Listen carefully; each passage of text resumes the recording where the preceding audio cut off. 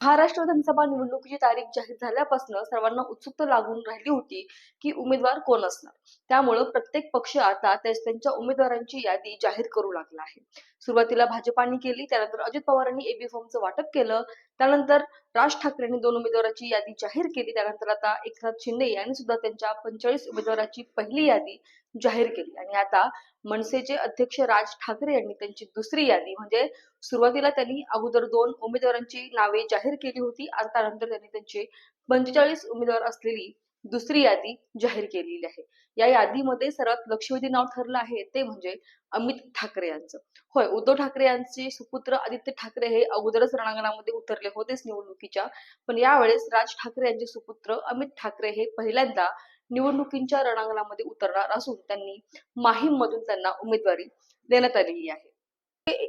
मनसेचे एकमेव आमदार असलेले राजू पाटील यांना परत एकदा उमेदवारी देण्यात आलेली आहे. ते 2019 ते 2024 या कार्यकाळामध्ये मनसेचे एकमेव आमदार राहिलेले आहेत. आता आपण थोडक्यात एक दृष्टिक्षेप टाकूया की राज ठाकरे यांनी जे 45 उमेदवारांची यादी दिलेली आहे ते 45 उमेदवार कोण आहेत आणि ते कोणत्या ठिकाणावरून निवडणूक लढवणार आहेत. तर आपण उमेदवार आणि त्यांनी लढवण्याचे ठिकाण कोणकोणते आहेत त्यावरती एक थोडक्यात दृष्टिक्षेप टाकूया.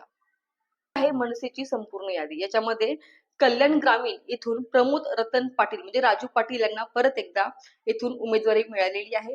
त्यानंतर माहीम मधून अमित ठाकरे यांना उमेदवारी दिली गेलेली आहे.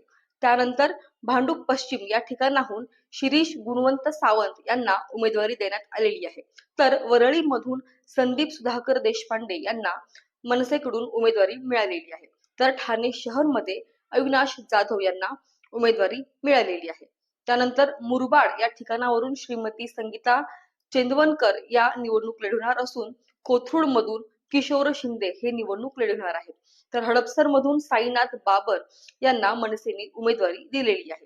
तर खडकवासला या ठिकाणामध्ये मयुरेश रमेश वांजळ यांना उमेदवारी देण्यात आलेली आहे. तर मागाठाणे या ठिकाणाहून नयन प्रदीप कदम हे निवडणूक लढवतील. बोरिवली मधून कुणाल माइंडकर यांना संधी देण्यात आलेली आहे. तर दहिसर मधून राजेश एरुणकर यांना संधी देण्यात आलेली आहे.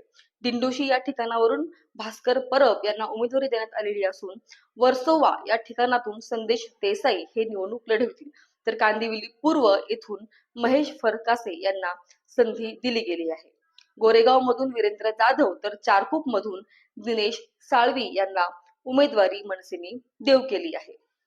त्यानंतर जोगेश्वरी पूर्व या ठिकाणावरून भालचंद्र अंबुरे यांना मनसेने उमेदवारी दिली आहे. तर विक्रोळी या ठिकाणावरून विश्वजित ढोलम हे निवडणूक लढवतील.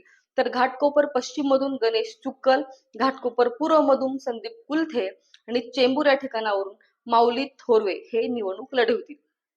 चांदिवली मधून महेंद्र भानुशाली, मानखुर्द शिवाजी नगर येथून जगदीश खांडेकर आणि एरोली या ठिकाणावरून निलेश बानखेले यांना मनसेने उमेदवारी देऊ केली आहे. तर बेलापूर मधून गजानन काळे आणि मुंब्रा कळवा येथून सुशांत सूर्यराव यांना मनसेने उमेदवारी दिली आहे. नालासोपारा मधून विनोद मोरे, भिवंडी पश्चिम मधून मनोज गुळवी, मीरा भाईंदर मधून संदीप राणे, शहापूर मधून हरिचंद्र खांडवी आणि गुहागर मधून प्रमोद गांधी यांना उमेदवारी देण्यात आली आहे. कर्जत जामखेड मधून रवींद्र कोठारी, आष्टी मधून कैलास दरेकर तर गेवराई मधून मयुरी बाळासाहेब मस्के यांना उमेदवारी दिली गेलेली आहे. तर औसा मधून शिवकुमार नगराळे हे निवडणूक लढवतील. मनसेने जळगाव शहर मधून डॉक्टर अनुज पाटील यांना उमेदवारी देऊ केली आहे. तर वरेरा इथून प्रवीण सूर तर सोलापूर दक्षिण मधून महादेव कोनगुरे यांना उमेदवारी दिली आहे. तर कागल मधून रोहित निर्मळ तर तासगाव कवठे महाकाळ मधून वैभव कुलकर्णी मनसेकडून निवडणूक लढवतील. तर श्रीगोंदा मधून संजय शेळके, हिंगणा मधून विजयकुमार किनवर आणि नागपूर दक्षिण मधून आदित्य दुरुक्कर तर सोलापूर शहर उत्तर मधून परशुराम इंगळे हे मनसेकडून या निवडणुकांमध्ये निवडणूक लढवणार आहेत. तर हे मनसेचे 45 आमदार जे आहेत हे मनसेने येत्या विधानसभा निवडणुकीसाठी त्यांनी उभे केलेले हे 45 आमदार आहेत. तर उमेदवाराकडे पाहिल्यानंतर तुम्हाला काय वाटते, राज ठाकरे परत एकदा त्यांची जादू जनतेवरती फिरवू शकतील का? त्यांचे हे उमेदवार निवडून येतील का? हे एकंदरीत यादी बघून तुम्हाला काय वाटतं, तुमचं मत नक्की कळवा. आणि व्हिडिओमध्ये आपण तेच थांबूया, भेटूया पुढच्या व्हिडिओमध्ये. तोपर्यंत व्हिडिओला लाईक करा, शेअर करा आणि सबस्क्राईब करायला मात्र विसरू नका. धन्यवाद.